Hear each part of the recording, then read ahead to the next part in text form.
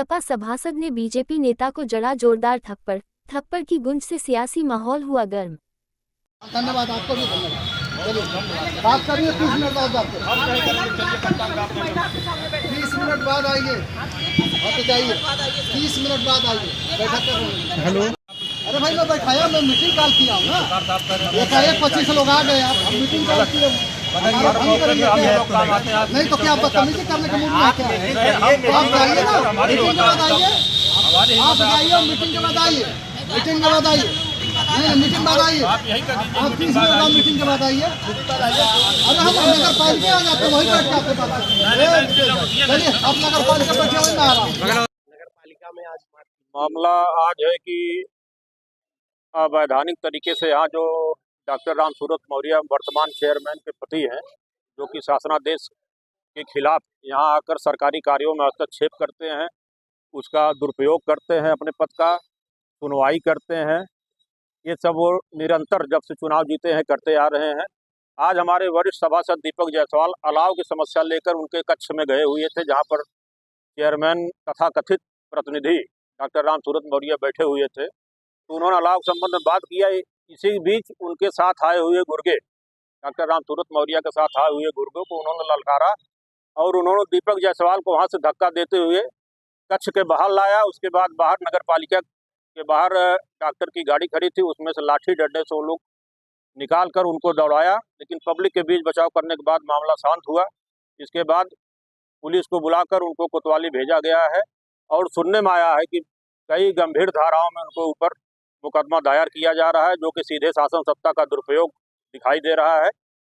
जबकि सब लोग जानते हैं बहुत जुझारी व्यक्ति है दीपक जायसवाल, ऐसा कार्य नहीं कर सकता है और के साथ भी आ रहा है एकदम सरासर खाली।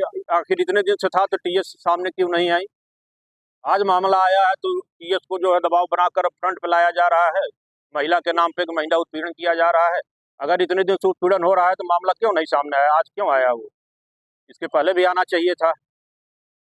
ये कहीं न कहीं अपने पद का दुरुपयोग, जबकि 2011 का स्पष्ट शासनादेश है कि किसी भी चेयरमैन के पति सरकारी काम में दखलंदाजी नहीं देंगे और कार्यालय में नहीं बैठेंगे, लेकिन उस शासनादेश का स्पष्ट उल्लंघन यहाँ पर देखने को मिल रहा है जब से आपकी नगर पालिका चुनाव हुआ है। और अगर दीपक जायसवाल के ऊपर से FIR न हटाया गया तो ये हम लोग मिलकर फैसला लिए हैं कि अगली बार से किसी को यहाँ बैठने नहीं देंगे, चाहे डॉक्टर रामसूरत मौर्य हो चाहे जो हो। अगर गैर वैधानिक तरीके से यहाँ कोई भी आता है तो उसका हम लोग बहिष्कार करेंगे और ऑफिस में घुसने नहीं देंगे। आज पूरे परिवार, मतलब मनोरमा मौर्य का पूरा परिवार नगर पालिका में ठेकेदारी करने में हुए लगा हुआ है, चाहे उनका बेटा हो, चाहे उनका भतीजा हो, चाहे उनके साला हो, सब लोग देखिए नगर पालिका में ठेकेदारी कर रहे हैं। यहाँ के कर्मचारी भी कंफ्यूज है कि हमारा चेयरमैन है कौन। कभी उनका भतीजा डीलिंग करता है, कभी उनका लड़का करता है, कभी डॉक्टर रामसूरत मौर्य करते हैं। ये तो सिर्फ स्टाम्प, रबड़ स्टाम्प बनकर रह गई। इनके समझ में नहीं आ रहा है कि हम क्या हैं। मनोरमा मौर्य जो असली सवाल है तो उनके समझ में नहीं आया वो क्या है, खाली एक रबड़ स्टाम्प। नगर पालिका में आती है कभी कभार आती हैं, बाकी डॉक्टर रामसूरत मौर्य है यहाँ का कार्यभार देखते हैं, वही सुनवाई यहाँ तक तो सुनवाई तक करते हैं, कर्मचारियों को शपथ दिलाते हैं। यहाँ तक कि हमारे कलेक्ट्रिक सरकारी कर्मचारी आते हैं, डॉक्टर रामसूरत मौर्य का अध्यक्ष शपथ दिलवाते हैं किसी चीज़ का। ये सब कहीं कहीं गैर कानूनी तरीके से हो रहा है, जो अब हम लोग बर्दाश्त नहीं करेंगे। किसी से मुलाकात की में किसी से मिले हैं? जी हम लोग जा रहे हैं, जिलाधिकारी महोदय और कप्तान महोदय के यहाँ जा रहे हैं अपनी समस्या को लेकर। आज जो कुछ उसका कोई वीडियो वगैरह है? वीडियो एकदम आप लोग अगर ईओ साहब या किसी से CC कैमरे फुटेज निकालवा कर देख लीजिए, दूध का दूध पानी का पानी हो जाएगा। गलती किसकी है? जयप्रकाश लाठी डंडा निकाला गया मैदान में, रोक पब्लिक वाले बता रहे हैं, तो कहीं न कहीं सरासर गुंडाई है चेयरमैन की तरफ से। क्या नाम? हम लोग आए कि मतलब कि रामसूरत मौर्य जो है ये दीपक जायसवाल के खिलाफ FIR कराए हैं और मतलब वो होता है कि वो नगर पालिका में किस हैसियत से बैठते हैं, वो प्रतिनिधि, उनका क्या अधिकार, वो अपनी बात कहने आए थे, अपने अधिकार के लिए आए थे। लेकिन इन्होंने जो है कि अपने मोहल्लेदारों से मारपीट करवाया, कुछ करवाया और गलत आरोप लगाया। एक नया प्रकरण ला के रख दिए हैं कि इन्होंने TS के साथ जो है अभद्रता की है। हम लोग यहाँ आए थे कोतवाल के पास, लेकिन हम लोग की कोई सुनवाई नहीं हो रही है। कह रहे हैं आप लोग जाइए, अभी हम नहीं आपसे बात कर सकते। रामसूरत मौर्य कौन है? ये है मतलब नगर पालिका जो है मनोरमा मौर्य अध्यक्ष है, के पति है। ये मारपीट कहाँ पे हुई थी? जो जिस मारपीट की बात कर रहे हैं, जिसमें भद्रता की बात कर रहे हैं, ये कहाँ हुई? नगर पालिका में। किस बात को लेकर के? मतलब वो अलाव जलाने के लिए अपना कुछ आए थे, बात कहने के अलाव जो क्यों नहीं जलाया जा रहा क्यों नहीं, उसके लिए आए थे।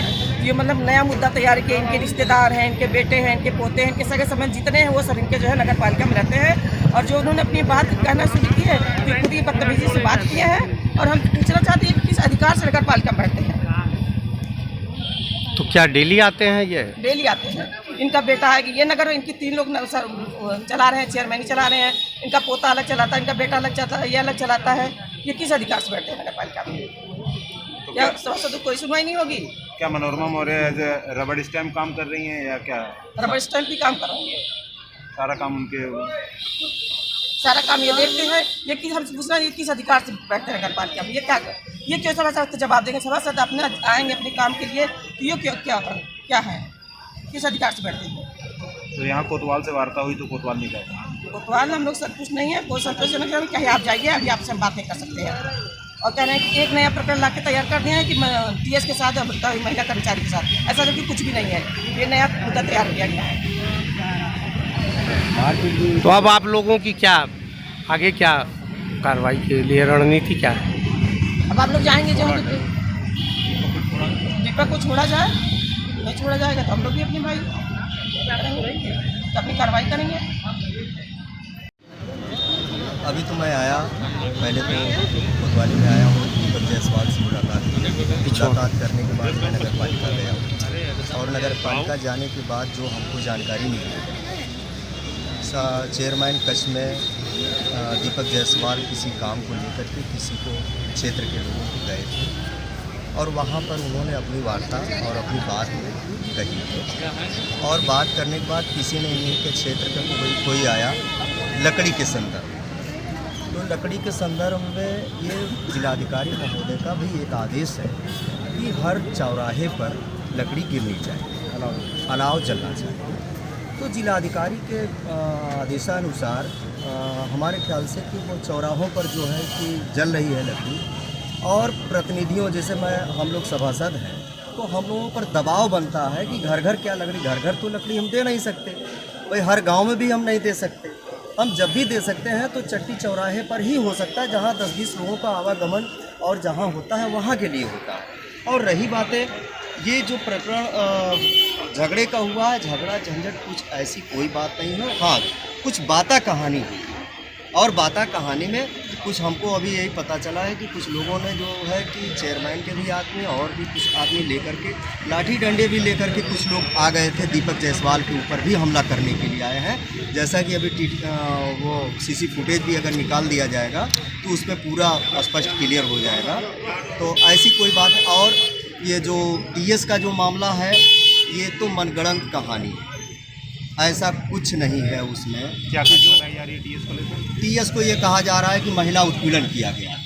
तो भाई मैं कहता हूँ कि उसका सीसी फुटेज है, अगर महिला उत्पीड़न हुआ है, क्या हम लोगों ने कोई अभद्रता अगर की है, किसी मेंबर ने अगर की है, तो मैं भी उसके साथ हूँ, मगर ऐसा कुछ है ही नहीं है। ये आरोप टीएस ने स्वयं लगाया है? ये टीएस ने स्वयं लगाया है। और आज का जो कोतवाल साहब का ये कहानी है इस तरीके की कि जो टीएस जो महिला है उसके ऊपर अत्याचार कर रहे हैं, सभासद गुंडई कर रहे हैं। तो मैं ये जानना चाहता हूँ, मैं कोतवाल साहब के भी माध्यम से ये जानना चाहता हूँ कि कौन सी सीसी फुटेज में ऐसी आ गई है कि जो सारे सभासद मिल करके और टीएस के ऊपर और एक महिला के ऊपर हम लोग अत्याचार कर रहे हैं, उत्पीड़न उसका कर रहे हैं।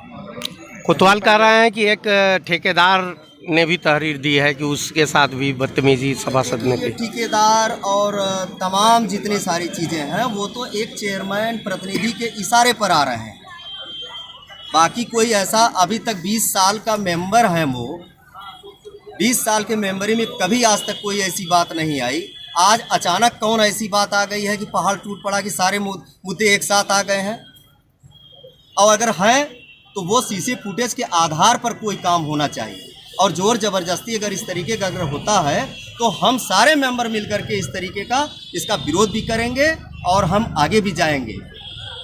अभी क्या वार्ता हुई कोतवाल से? और कोतवाल साहब ने सीधे मना कर दिया, इस विषय पर हम कोई बात करने के लिए नहीं तैयार, क्योंकि ये तमाम ऊपर से दबाव है।